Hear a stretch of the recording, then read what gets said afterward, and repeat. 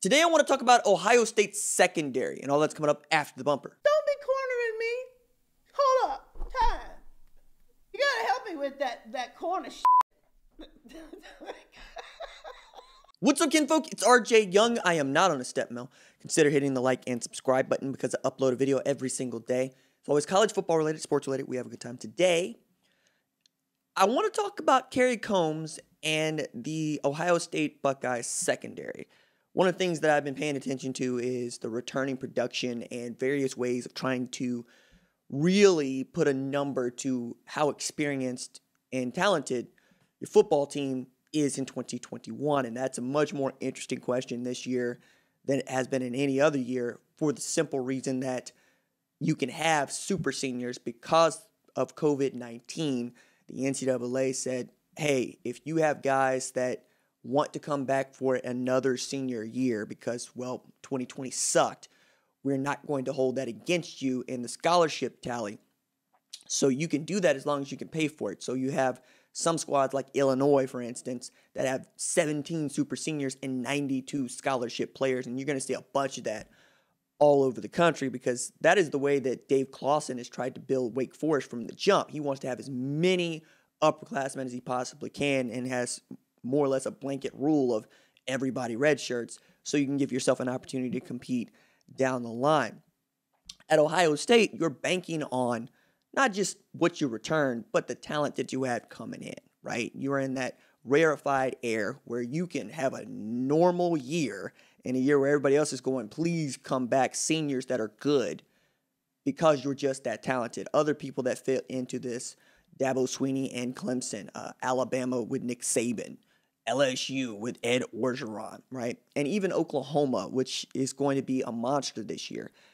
But Oklahoma is also facing the sort of challenge that Ohio State is, which is your secondary has to be good and you have to develop the talent that you've recruited. So one of the things that Combs said in his spring press conference that I found really interesting is that his 2020 team only got about 7 periods of man coverage, which means that over hundreds of thousands of hours of practice throughout 2020, ostensibly, right? And remember, we didn't get a spring. They only got about 30 to 40 minutes of learning how to play man coverage on the back end, which is an infinitesimal number when you think about how much of Ohio State's system, instituted by Jeff Hafley and the one that they're running under him, under Kerry Combs, that is Jeff Hafley's system, is predicated on being able to play man-to-man on the outside because you want to be able to have a single high look as your shell. If you want to rotate into split safety, that's great, but if a quarterback knows that you're not good in man, he can expect you to rotate and then pick you apart, because that is the thing about running zone coverage against a quarterback with at least one good wide receiver. They're going to find the soft spots in your defense because zone is built for having soft spots in the defense. It's also built to try to help you help other players on the field, and you can't do as much with your second line, right? Your linebackers are a little bit more exposed. You can't let those guys just seek and destroy. They actually have to look around, know what's around them, and then see what the quarterback's doing, and oh yeah, there he goes running away, or there's that that wide receiver that just went over the top of me, or across me, right? And you have all sorts of problems. Whereas if you can run man-to-man with Sevyn Banks, Marcus Williamson, Josh Proctor, to name 3, you could be good, but that's not what you're going to have, right? I'm really interested to see what this spring looks like. One, for them, because I think they're going to get better at man coverage, and when they were good at man coverage like they were in 2019, they're a monster defensively. But because Ryan Watts is 6'3", 205, and he has been a guy that I mentioned earlier in the week, and he is a guy that I really, really love as a person, but also as a corner.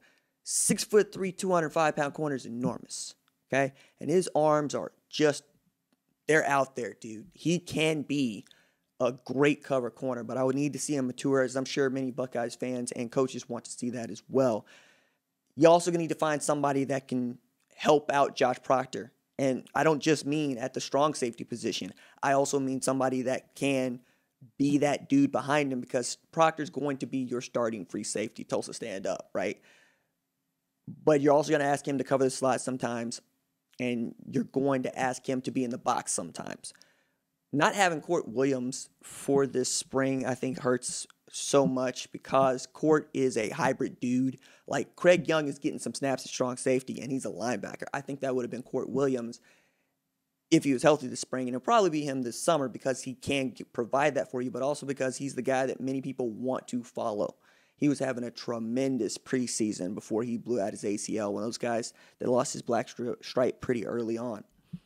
So you have options, right? Latham Ransom's probably going to be your slot corner, right? You have Jansen Dunn, who's probably going to get some looks at free safety. You have dudes that we just love on paper, and we love the way that Ohio State recruits. That's why we talk about him so much. But I want to see what they look like, specifically against these quarterbacks who aren't Justin Fields, but are still very good, against these tailbacks, right? That ain't J.K. Dobbins, or for that matter, Trey Sermon, who owns the Big Ten single-game rushing record, Ohio State single-game rushing record after destroying Northwestern.